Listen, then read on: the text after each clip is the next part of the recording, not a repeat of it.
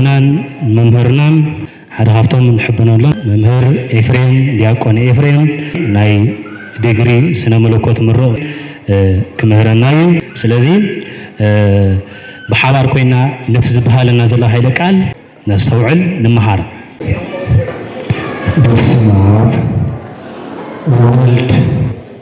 ወመንፈስ ቅዱስ አሐዱ አምላክ ወአስተርአየ ተአምር አብይ በውስተ ሰማይ። በመጀመሪያ እቲ ዝረአን ዘይረአን ዝሰርዕ ንኩሉ ፍጡር ዝምግብ ንኩሉ ፍጡር ከከም ሰዓቱ ከከም ግዚኡ ዝሐልፍን ዘንብርን ልዑለ ልዑላን ዝኾነ እግዚአብሔር አምላኽና ክብርን ምስጋናን ይብጽሐዮ።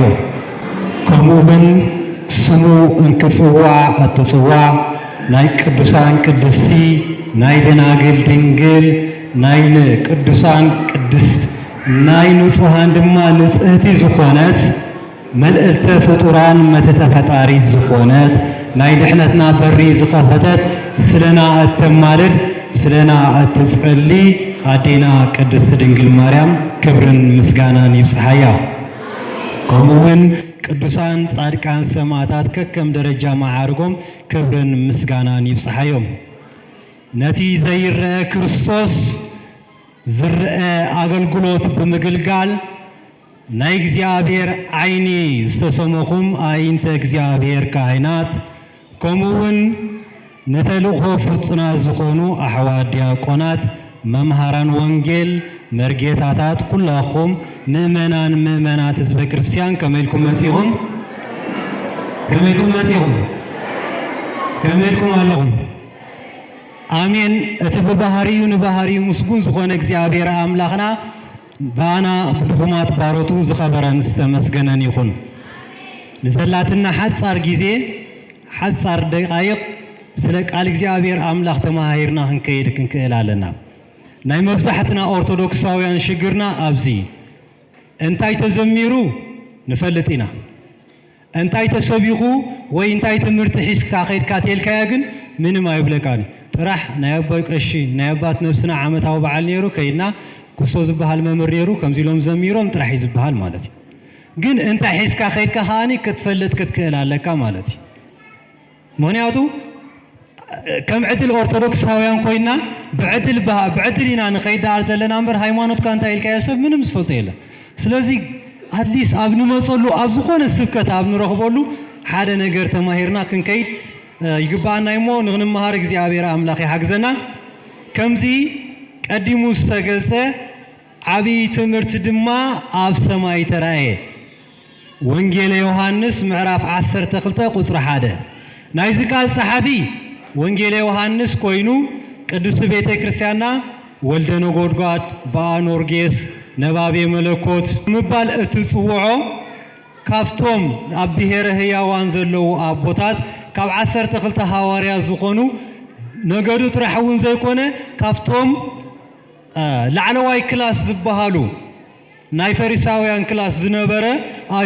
ናይ አይሁዳውያን ወገን ዝነበረ ግናኸ ንኹሉ ገዲፉ ናብ ክርስቶስ ወንጌል ዝመፀ ቅዱስ አቦይ። እዚ ቅዱስ አቦዚ ኣብ ወንጌል መጽሓፍ ከም ንረኽቦ 5 መጽሓፍቲ ኣለዎ። እቲ ቀዳማይ እቲ ወንጌል ዮሐንስ እዩ። ካልኣይ 3 መልእኽታት ኣለዎ። ቀዳማይ ዮሐንስ፣ ካልኣይ ዮሐንስ፣ ሳልሳይ ዮሐንስ መልእኽቲ ዝብል ኣለዎ። ብሓሙሻይ እንሪኦ መጽሓፍ ድማ ራእይ ዮሐንስ ዝበሃል እዩ። እዚ ራእይ ዮሐንስ እቲ ናይ መወዳእታ ዓለም እትኾነሉ ብሙሉእ ራእይ ኣቐሚጥዎ ዘሎ መጽሓፍ እዩ። ምናልባት ቤተ ክርስቲያንና ናይ ትንቢት መጽሓፍ ኢላ ተቐሙጣ። ስለዚ እቲ ናይ መወዳእታ ራእይ ተራእየሉ ንመወዳእታ ዓለም ዝኸውን ጽሑፍ ዝተቐመጠሉ እዩ ማለት እዩ። እዚ ጽሑፍ እዚ ኣብ ሰማይ ዓብ ትምህርቲ ተራእየ። ሰማይ ዝበሃል ኣየና እዩ? ምናልባት መብዛሕትና ሰባት ሰማይ ክንብል እንከለና ነዚ ኣብ ላዕሊ ንሪኦ ሰማያዊ ሕብሪ ዝመስለና ሰማያት አለ። ንሱ ግን አይኮነን ሰማይ። እዚ ሰማይ አይኮነን ከይትጋገይ ማለት ሳይንስ ዝብለና ጥራሕ ሰሚዕና ንኸይድ እንድሕር ኮይና ክንወድቕ ኢና ማለት ቤተ ክርስቲያን እትብሎ ሰማይ ግን እዚ ይኮነን ማለት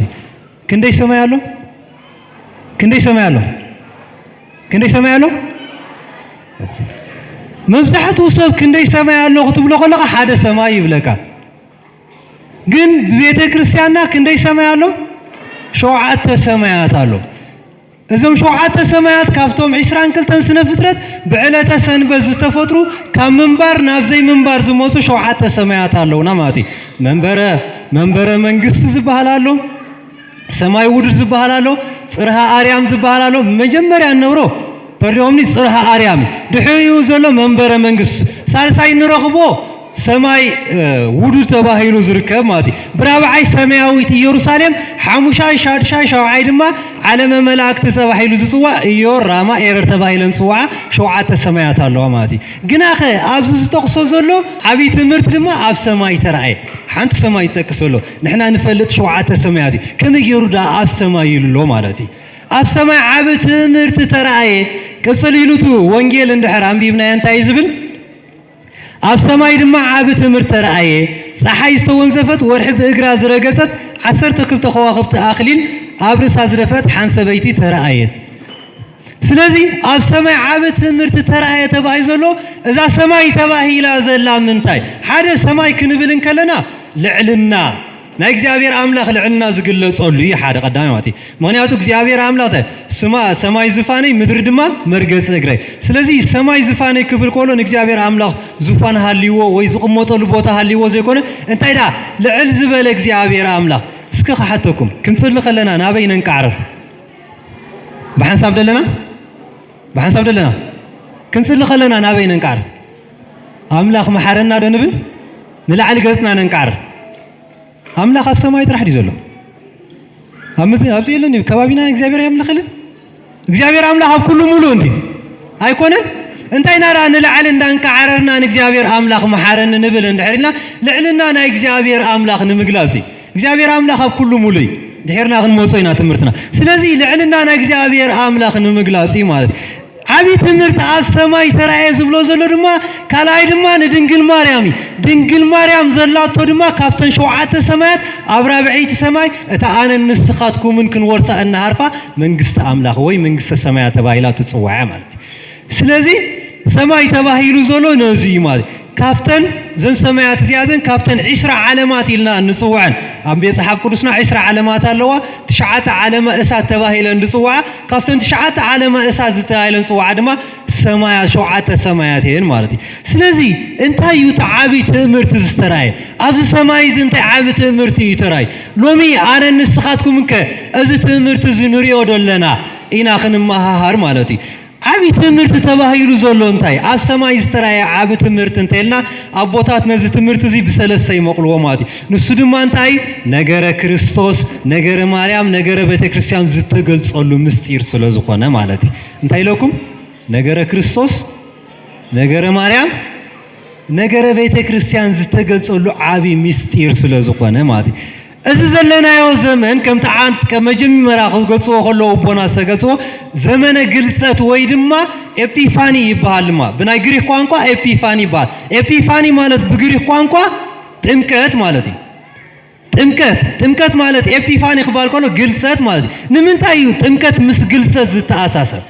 ምክንያቱ ኣብ ቤተክርስቲያንና ኣብ ናይ ነገረ መለኮት ትምህርቲ ቲዮፋኒና ኤፒፋኒ ዝበሃል ኣሎ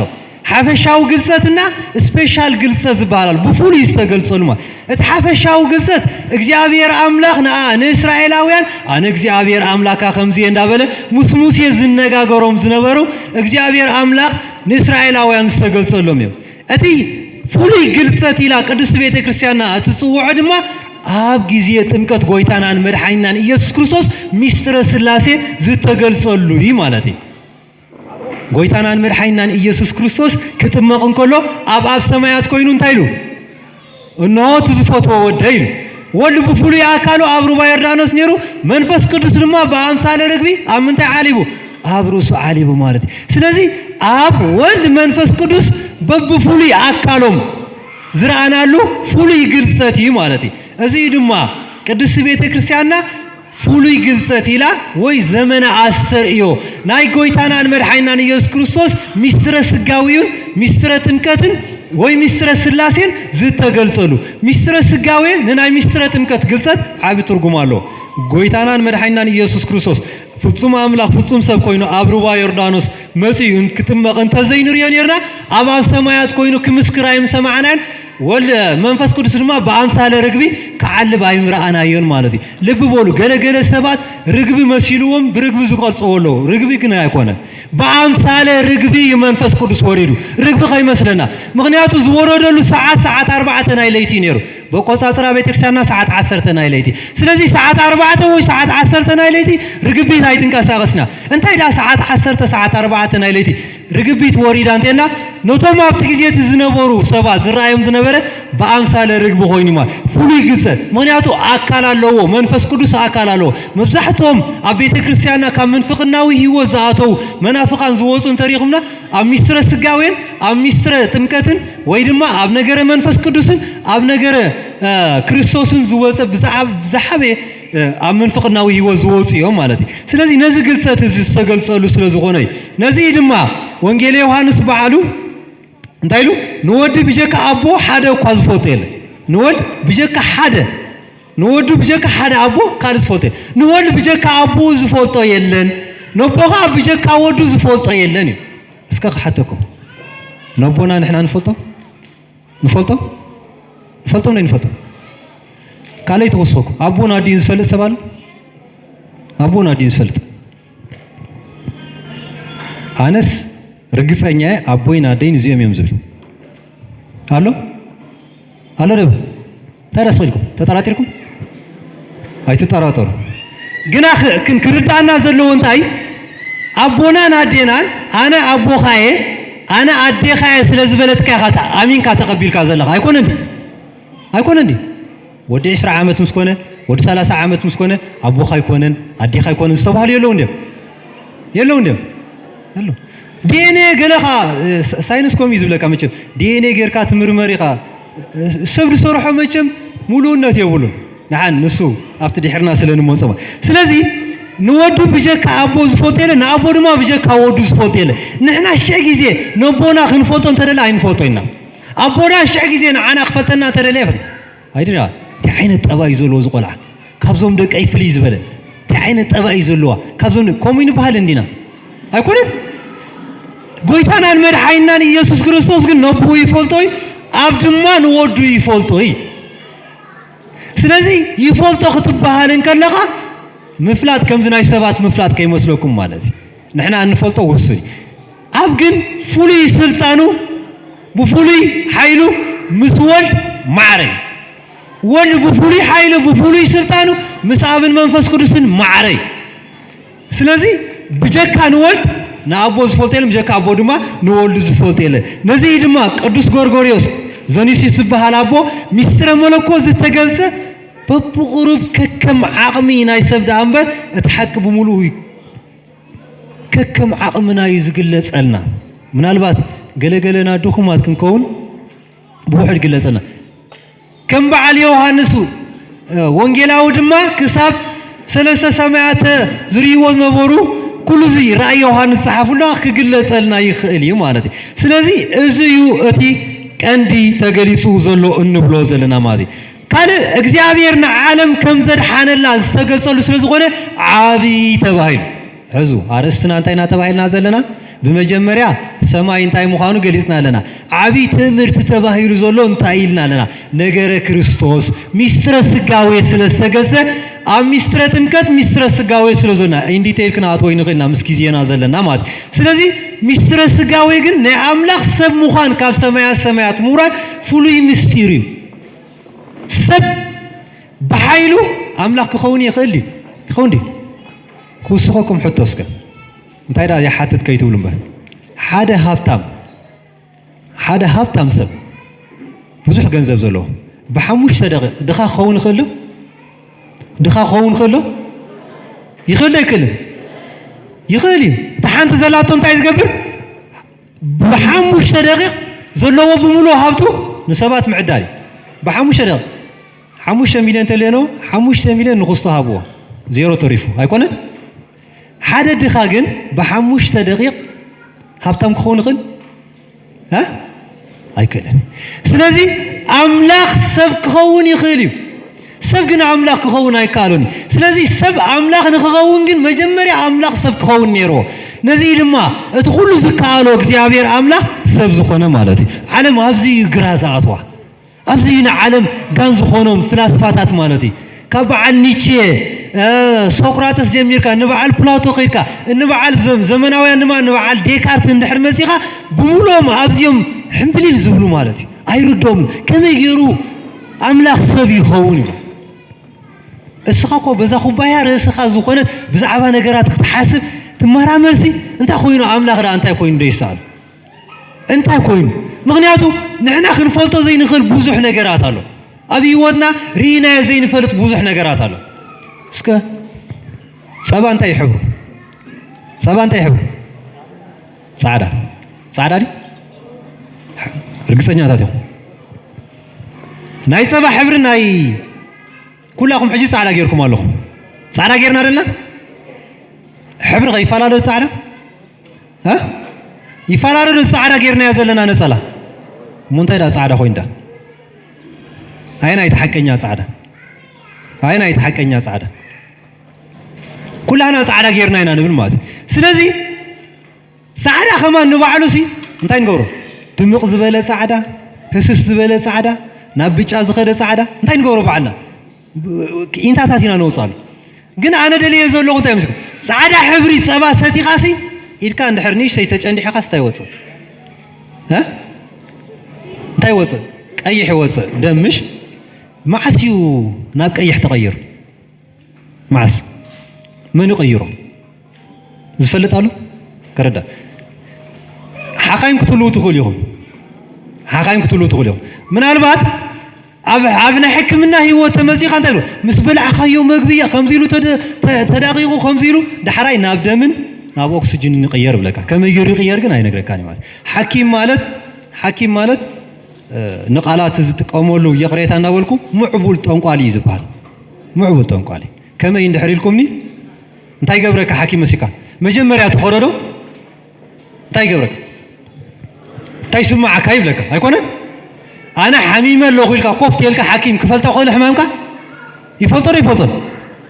هاي فلتني يكون تاي سمع كابلك خمزي سمعني أها كمزو تخوينو شعو ناتو ملامن تسرح هايبوتس يسرح كاو مرمرا يقبر هاي إزي زخون زلو إزي زبلك كمز سلو زخون يلو تتمثيلو لي مسلولو تزي كوين خاني زي كون تمرين تيبكا خاني أخي لك مالتي معبو الحكيم جنا حمام كاخي نجر كايو حمام كازفلت كن تفصم أملاخ فصم سبز خونه قويتنا نمر حينا يسوع كريستوس كبرن مسكنا نجزي بير أملاخ يكون سلزي عبيت متزتبعله أزي مالك فصم أملاخ فصم سبز خونه كل انتنا زفلت زتقل صلوا سلز خونه نزيد ما جزي بير أملاخ نعلم كم يجرو كم زر حنا استقل صلوا سلز خونه عبيت مرتزبها مالتي قدوساتنا تيوسف بهالابون تايلمات دحنتنا كابل علي فوسناها فوسقنا ناب تحتي دحنت كابل علي دحنت كابل علي دحنتنا كابل علي فوس دما ناب تحتي ماي كابي زمس كاب تحتنا على خيدي ماي اكيدني زغونه ميكانيزم كيتطقمكا بتفوترو ماي كابي زغي كابل علي ناب تحتي اسكا ماي كابي يزنب كابل علي مش كابل علي ناب تحتي هيكونه كوم دي كونه كابل علي نتحتي دزن ما يريكم تفوتوا يلا سلازي اتجحنا زمت كابل علي زمت مالت املاخ سبك خونيو اتجحنا دمان ابي ناب تحتيو اتي تحتي لوز نبره تواري لوز نبره ود سب دما املاخ زبصقا خوينو ناب سمايات كعارق مبات ات بمجمريا استغلصلو ميستير زيمات بخلاي استغلص تعبي تمرت تباله نغير ماريامي مالتي ابزي قند تمرتنا نغير ماريام سلا دنجل ماريام منيا نحنا أرثوذكسيين بتحمي نمك حلادة جن جل سبات قلنا خوجنا يلوم مبسحته سب بمن يزمسكا بدنجل ماريام يزمسكا مبسحته سب بفلا يبزلنا دك ما حبر حجي حدا سب دنجل ماريام كتصرف تسمعنا تيدخل فولي دسمع كله مادي رهرت عديا تخكل جناخه زعبا دنجل ماريام نفوتوس كنتاي عبي تمرت استبهلنا دنجل ماريام انتايو مالتين دنجل ماريام كم نفوتو دستي ناي قدوسان قدسي ولاريت املاح زخونه تعديا 3 ዓመት أمنيرا أبيت أبوها خندي عمت يلوكم 3 عمت شعات تور 10 عمت أبينيرا أبيت مقدس شعات تور حن حموش سمعتن نقولتنا عن مرحينا يسوع كريستوس أنيساتو 33 عمت 3 ورحن موسوت ملالس نيرا 10 حموش عمت دما أبيت يوحنس أم بسوسان 4 عمتا كابز عالم زي يعرفها أم منقصة السمايات بنفسن بسجان زلا عديها مالتي سلازي إذا عدزيا فولي تأمر تزبل عن تاين دحرينا عبي تأمر نايز عدزيا عن تايتنا زلا علماوي الدنقلها بيجمرة انت زلا علماوي الدنقلها إسحاقيا سايلو إنه ملكت قوة وكمي دنقل بدنقل الناس أني سانت هتقبريا بدنقل الناس كم انت قوة وكمي ملكت أفتك جيتوكو بزحات والدي والدانيرن أبي إسرائيل بزحات والد شعونا كنا كساب حجي إسرائيلاويان كساب قال 10 عمد أبيت مقدس قال يعصو إسرائيلاويان حواز اللوهم كتحطوا تقولوا كساب قال 10 عمد يعصوا 10 سنة 10 حموش شخص تقول كلا أبيت مقدس يوصوا منياتو كاو 10 حموش عمد أتي نايدك أنستيو زبهال ورحاو صقيا سلاز مثلا بيت مقدس كيرك سالنبال يوصوا مالت جن كساب حجي كل اللي قويتا بنباس سلاز حاسبو كساب حجي دناقل يعصوا يا مالتي جن قويتا توليدو حليفين داغماي كمص اندحر كوينو ها نفردي يخمص مال سلازي زلعالماوي دنقلا اسرائيلاويان ابت غزيت بزحات انست خولان جن دنقل بدنقلنا صنيسا بدنقلنا تولد جن ناي دنقل مريم طراي قدم حج زي نبره بحجون زي هلو حجون زي يله بدحر حجون زي مس فولي تمرت مال سلازي زلعالماوي دنقل يا مالتي قال ولاريت املاكا لببلو ابزيا بزحاتنا نباس نحنا ونطرح يكونن اب 431 زتنسب نستروس زبحال ابون ولاديت املاك زي كونس ولاديت سب بمبال زتنسب قدوس كيرلس ابو زنبرولو غزي دما زوغوزو تمرت يزمال ادينا قدس ድንግል ማርያም ወላዲተ አምላክ ሓደ ጊዜ ይገርመካይ እንታይ ይብሉኻ ኣብ መጽሐፍ ቅዱስ ወላዲተ አምላክ ትብል እንተልያ እንታይ ይግበረል እንታይ ይብለካ أمثال حج مثال حج كريستيان كهوني يبلغ جناخ خمير كلون تايب يسوع قويتاي يسوع تايزم يسوع قويتاي كونه نعم مني نكونه نحن هون أبزين كراخرنا هذا قال الصومبر نحن هون قويتا مخانس هذا علينا نفلت يسوع قويتاي يبلغ يسوع قويتا أنت خوينو يسوع أملاخ ريتلكاون أملاخ يزبلغ حراي أو كأنا زقليلا أم عرف كلته وانجيلي يوحنس انترينا طيب عد يسوع دما أو نبرت عد يسوع دما وين مستودهم ودي وين بتودي وم عد يسوع عد أملاكن إما يسوع إما أملاكن انت يفللي قلنا إحنا مبزحتنا ها حق خيل لنوه ولاديت أملاك زبل تيوتوكوس زبل كان أبر بعد 230 حارن كيرلس تزارو بقالي جناخ أمس عف قدسنا الله والله أدا يسوع مالت أدا أملاك مالتي إما أملاك مالت إما يسوع مالتي من تايفل اللي الله سلازي أدا أملاك يا مالتي نزي ما أبجبر حوارياتهم بعلون تايفل أزياتهم كلهم مس حيالو أنسن مس مريمن أدا يسوعن مسحواتهم كوينو أو كيوكورو يصلي سلازي أدا يسوع مالت أنا ولاديت أملاك مالت منن في اللي يزلوا أيكونن ما نزيد ما قدوس كيرلس أب هايمانوت أبو ولاديت أملاك أيكونتن يلو نززارب كاب هايمانوت وجوز يخون بنبال زقمت أمات كبرن مسجانا نجزيابير أملاكنا يخون كان مرحيت من قصة السماء مرحيت من قصة السماء بخمينا مرحيت من قصة السماء تندو قال لي قبلكم صريح أمن قصة السماء من يزولو أب ساعات زي أمن قصة السماء دنقل مريم زلا مريحاتنا أتي الله سلازي نحنا دكاينا بفلا يسوهم لما أفضل لكم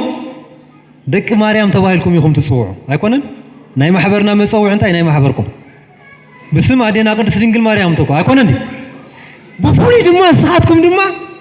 دنقل مريم كنت مسل كلنا أكون دنقل مريم كنت مسل يقبانا تو السوهم دما بزيادة ندنقل مريم كنت مسل يقباكم سمحي سكات راح يكونن منبار مالتي سمحي سكا منبار يكونن هاي نايدنجل مريم محبر نايدنجل مريم تقبرو السرح مقبار دما تصبقي مالي أتا نقستي بورك أوفير تسليمة أبيمان ها أما أبيمان كاتقوم تبايل هايكونه ورك مالت انتاي مالتي ورك تشلالي ما 5 سخن تشلالو مو مالدي اسك ابزا ساعات زيا ابزا زلغنال لما انت تمرعوي مرعو مسيلو تتبهال قال متمرعوت تمرعو هاي تمرعون وا منكو غبروت ميك اب كله مدلاو አለው ንመርዓዊ ጸቢኻ ክትረለዋ ማለት ግናኸ ወርቅ ተባሂሉ ዘሎ ንጽህናይ ልብ በላ ደቃንስዮ ወርቅ ክትገብራን ከለኽን አነ ንጽህትዬ ኣብ ቅድሚ እግዚአብሔር ንጽህትዬ ኢልካ ክትምስክር ዘላ ስልካ መጋየጽ ይመስለና ማለት ገሌና በመጋየጽ ኢና ጌርና ያዘና ናይ ድንግል ማርያም ምስሊ ሒስክን ከም ዘለኽን ክርዳእክን ክኸላሎ ማለት ደቂ ተባዕትየውን ወርቅ ቀለቤት አቢልካ ክትወጡ ከለኻ ንጹህ ኢልካ ክትሓስብ ዘለኻ ከክንድ ገለ ወርቅ ብዝጌርካ ወይ ብሩር ጌርካ ዝኽለ ዝኸድካ መግለጽ ናይ መጋየጽ ይኮነን ማለት ስለዚህ መራሒት መንግስተ ሰማያት ተባለት መሪሓትና አትያ ስለዚህ ንሕና ኢና ክንስዕብና ባ መሪሓትና አላሞ አስራ ክንስዕብ ድማ እግዚአብሔር አምላኽ ይሓግዘና ካለ ንጽህት ስጋን ነፍስን ያ በስጋን በነፍስን ንጽህት ያ አልብቺ ነውር ወእምንተን በላይለች ሊቃውንት ሎስ መሐሌ ምዕራፍ 4 ቁጥር 7 ምንም ነውር ዘይብልኪ ምንም አበሳ ዘይብልኪ ንጽህተ ንጹሃን ምንም ኃጢአት ዘይብልኪ ካብትን ታብጾ ነፃ ዝኾነ ታደ ኣብዚ ብዙሕ ክርክር አሉ ጥንተ አብሶ ነይሩዋይ ናይ ነበራን ቤተ ክርስቲያንና ተአምነሉ ድንግል ማርያም ተአብሶ ዝበሃል አይነበር ምንም ኃጢአት ዘይነበራ ንጽህቲ ንአምላኽ ንኽትቀበል ብቕዕት ዝነበረት አደ ማለት እዩ ስለዚህ ንጽህት ስጋን ነፍስና ንጽህት እንተዘይ ትኸውንሞ እግዚአብሔር አምላኽ ካብ ንጹህ አይወቅ ንጹህ ተዘይ ካብ ንጹህ ተዘይ ኮይኑ ሳመር ርኩስ ነገር ንእግዚአብሔር አምላኽ ይሳመር ስለዚህ ካብ ንጽህት አደ ስለስተወልደይ እግዚአብሔር አምላኽ ንሳውን ንጽህት ዝኾነት ማለት ንጽህት ያ ማለት በዝግነታ ካለ መለልተ ፍጡራን መትህተ ፈጣሪት ያ መለልተ ፍጡራን መትህተ ፈጣሪ ካብ ፍጡራን ልዕል ዝበለት ካብ ፈጣሪ ትሕዝ ዝበለት ካብ ፍጡራን ተባሂሉ ዘልምሉ ካባናን ካብ መላእክትን ማለት እዩ ካልኦት ካባና ዝተሓት እዮም ሎሚ ሰብ ኣብ ዓለም ብፍላይ ክንመሃርን ከለና ትዝክርዎ ተኾንኩም ኣብ 10ይ ክፍሊ ዲ ኣብ ገለ እንታይ ይብለካ ወዲ ሰብ ታይ እንስሳይ ሙዕቡል እንስሳ አይኮነን ናው እኮ የማውሪዶም ነው ወዲ ሰብ ክቡር ፍጥረት ብምስልን መልክዕን እግዚአብሔር አምላኽ ዝተፈጥረ ፍጥረት ናብ ምንታይ አውሪዶም ወስኩ ናብ እንስሳ ሎሙ ኻን እሕና እንታይ ነው አይ ሙዕቡል እንስሳ ኮይኑ ሙዕቡል እንስሳ አይና ይትምዕብልና እስከ ናብ ዙሪና ነው ኸብርና ማለት ሰብሰኩ እንዘ ክቡር ውቱ ወይ አይመረ ወኮነ ከመንሳ ቆጥባይና ሰብስ ክቡር እንክነሱ ግናኸ ክብሩ ስለዘይፈለጠ ከመይኮኑ ከመንስሳ ኮይኑ እንታይ ስለዝኾነ ከመንስሳ ኮይኑ መስልኩም አተሐሳስቡ እንስሳ ኮይኑ አተሐሳስቡ ናይ እንስሳ አብሩሱ ዝሞጾ ናብ አምላኽ ዘይኮነ ናብ ዝሙት አብሩሱ ዝሞጾ ጽድቅ ዘይኮነ ስርቂ ኃጢአት ጥራሕ ስለዝሙ ናይ እንስሳ ስራሕ እንስሳ ይኾም ዝገብር ማለት ስለዚህ መለልተ ፍጡራን ተባይላለ ካብ መላእክትን ካብ ደቂ ሰባትን እትበልጽ ፍጥረት ማርያም ተአቢ እንኩሉ ፍጥረት ይኮነ ወይ ያው አያ ሳተ መለኮት ካብ ኩሉ ፍጥረት ተአቢያ እሳተ መለኮት ድማ አየው አያ ካብ ምን ተአቢ ካብ ኩሉ ፍጥረት ምንም መስ ይብላል ነዚ መለልተ ፍጡራን ደጊም ኩሎም ወለዶ እንታይ ይኹና ናይሎም ማዓንት ነብረ ኩሎም ወለዶ እንታይ ክብሉን እዮም በስ ፈቲና ከይፈተና ብጽህት ክንብላና ንሕና ብጽህት ኢልናያ ንምልአላ ይብልናን ብጽህት ኸይበልናያ ነጉድለላይና ምክንያቱ ሓንሳብን ንሓዋርን ወዳ እንታይ ገይሩዋይ ኣኽቢሩዋይ ክብርን ምስጋና ንእግዚአብሔር አምላኽ አዲው ኣኽቢሩ ኣብቲ ዝግባእ ቦታ ኣቐሚጡዋይ ወዳ ስለዚህ ንሕና እንተ ኸቢርናያ ንኸብር እንተ ሕሲርናያ ኻነ ሓስር ኣብ ናይ ድንግል ማርያም እንምልአላ ምንም ይብሉ ንዓና ክሕሸና ግን ንድንግል ማርያም እንታይ ንገብር ነኽብር ካልእ እመብርሃን እያ ኣብ ወንጌል ዮሐንስ ምዕራፍ 8 ቁጥር 10 አነ እንታይ ዝብል ብርሃን ዓለም ስለዚህ ኢየሱስ ክርስቶስ ብርሃን ዓለም እንተ ኮይኑ አደ ኢየሱስ ተኾይና ድንግል ማርያም ካ እንታይ አደ ብርሃን ያ ስለዚህ ወላዲተ ብርሃን ያ ብርሃን ዝወለደትና አደያ ማለት እዚ ዝኣክል ክብሪ ኣለዋ ማለት حراي مبار تمرتنا أنا مززامنا هنا نعم مززامنا بحسب دلنا سلشنا لي وقرب مقاد كله خليجن نعم مززامنا هنا زل حراي نايدن قل مريم كبري إذا كونه مثل قل مريم زت أساسرنا لا نحنا نتاي بمجمريا كريستياناويان تسفانا أبيك خون اللو والكاو همنتنا نلعل خونا له أب سماء انتي ترأي لنا أب سماء انتي ترأي عبيت امر تترأي سلازي همنتنا أبيك خونا له أب سماء خونا له مجمريا زغرسنا يو نغره كريستوس مالتي أمدر تكالس انت اللي غا تقاقي خلاها قال سبات أمدري حيال سلوزخون في سماء حيال زمسلين يلا لو ما حيال زمسلك حيلك قبلني ودي 10 عامت كونك حيال زغونك ودي 6 عامت مسكونك انت تقرا مركز شو انت تبال بو مزز نبره غوبزنا مزز نبره حيلي بقى ودي كلا كما صبغت تنيركي فلا إذا كان شخاب بملك عنزنية تخاف صحتين أنا زمسل سنزي تبلكا أنا زمسل ملكع مالتي ملكع تحس ملكع ناي كريستوس أكن ملباس ملكع دقاو ملكع سقاو ملكع بقى أنا زمسل نزخ بلو أيكون قن صبغت يالك تمكع تاني صباح قبرسي واي مزياز نبرة ملكع عيتر أي والو مخمسة كم زي لا تري والو خم مزياز نبرة أي تبع لنا نينا كل تجي يزرب بزعو كويزول سلازي ملكعنا نحنا السماء استسعف ملك علينا معاس ود بربع قال بسمانيا استوهابنا اب غزي تنكتنا استوهاب لومي ان حفروا له شيم مالت انا نسخاتكم ان حفر لومي ولت هيمانوت تبايلا تصوا قال الله ماكرينا سوليانا قل لومي ولد كريستوس قبره هيوت تكل هيمانوت تبايل تصوا ودلو وإلا سامي داويد وانا ورغلومي وسي زولو شم كمان قال يخم ناي غوبو شما توص يخم قال يخم ناي مسمار اشما توصو سفان علي زولو بقى مع عبير كايل زمس مالتي اجن اتزبلس شمزي اب سمايات سمنا استصحفوا له بزي እግዚአብሔር አምላክ በዳዊት አይፈልጠካ በሰላም አይፈልጠቂ ወላ በቀሳነት አይፈልጠካ ወለተ ሃይማኖት ወልደ ክርስቶስ ተክለ ሃይማኖት ዝብል ኣብ ጊዜ ጥንቆትና ዝተዋሃብና ባይዟል ኣብ ቅድሚ ያለው ሊቃውንቱ ቦታ ክፈትሑ ከለው እንታይ መስፈትሑ ማክሪና ያኔ ራሽ ማይለ ማክሪና ለም መስፈትሑ ኮሚዲ ቦታ አይኮነን ወለተ ክርስቶስ ይሎም መስፈትሑ ዝብል ጽስም ስለዚህ ኣብ ላዕሊ ዝተጻሕፈ ስምና ግን ሎም እንታይ ንገብረልና ንሐኮለና ቃልስና ኣበይ ኮይኑ መሲልኩም ኣብ ምድሪ ንቃለስ ንሕና ወዮ ቀደም በርባዓን በሰማንያን ኣብ ሰማይ ተጻሒፍና ኣክንን ሰማይ ንጥምት نحن بين كارس مسيركم هم مدرن كارس كمتا أونجيل مزبولو أبتار كمتا بجزاز أفت سنتيمات وانجيل لوكاس بحفش وانجيل لوكاس معرف حسر تحموشه ريهم لهم ناي تطفو ودلو طفو ودي طفي انت غيرو نام تاي تملسو نابيت ابو لعلي تطفو ودي كن اتي عوشت بيت ابو زنبره يطفي لعلتهم كابانا وصيهم طفيهم زلو ومخاز تميسهم زلو نحنا طفينا خين هلو كنفتش يبان ابيتو علنا اندابلنا اب مدر نقالس كين هلو مات نزي اب قولاسيس معراف 3:3 مويتكم يقوم اتا هيوتكم دما مسكرسوس اب املاح تصوير اللامو اب لعل زلو حساب اب مدر زلو يحساب ريو اب لعل زلو حساب دامر اب مدر زلو اي تحساب منم تقم يقولوا ناي مدري اب مدر نزلك كل نغرات بناني تفاي تسفح اب مدر تقبر تكون قال ازيكو كابتن كالوت فلي زبلنا تسفانا اب سمايا سلازخونه كوي نحنا كاب كالوت فلي زبلنا مال اب مدر تقبر نحرالي خاغن تغاغينا لنا مالتي كان مولو كريستياناو تسفانا تاو تسفا زجبر بمنግስተ ሰማያት አይኮነን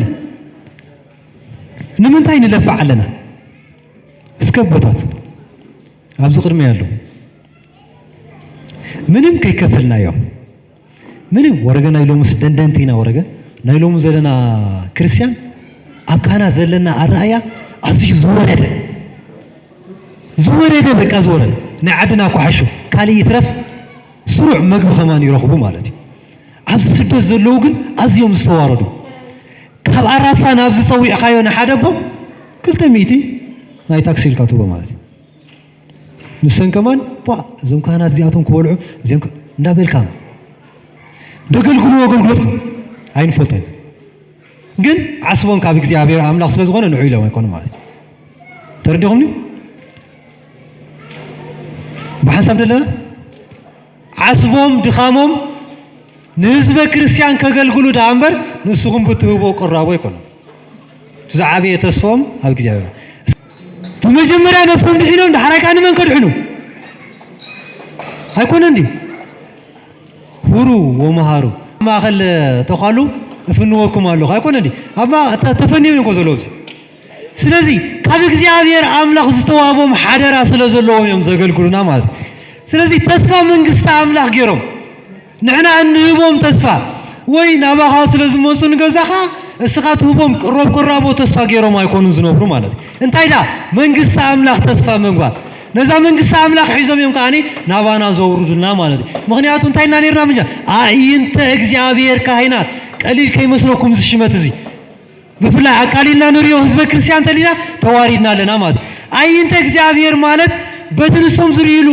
ዓይኒ እግዚአብሔር አምላክ ይትከ በትንሶም ሒዞሞ ዘለው መስቀል እግዚአብሔር የሳልመካ ከም ዘሎ ተፈተ ኃጢአት ናይ ግለሰባት አይኮና ነሪ እንታይ ዳ እግዚአብሔር አምላክ ዝሃቦም ክብር ማለት ስለዚህ ነዚ ቅዱስ ዮሐንስ አፈወርቅ ዝባል አቦ ቤተ ክርስቲያን ኣብ ምድር ቅድሚ መከራ ምለዋ እግዚአብሔር ኣብ ሰማይ ክብር አርእይዋይ ቅድሚ ኣብዚ ምድር እዚ ምውራዶም ኣብ ሰማይ ክብሪ ከም ዘለና እግዚአብሔር አርእይናይ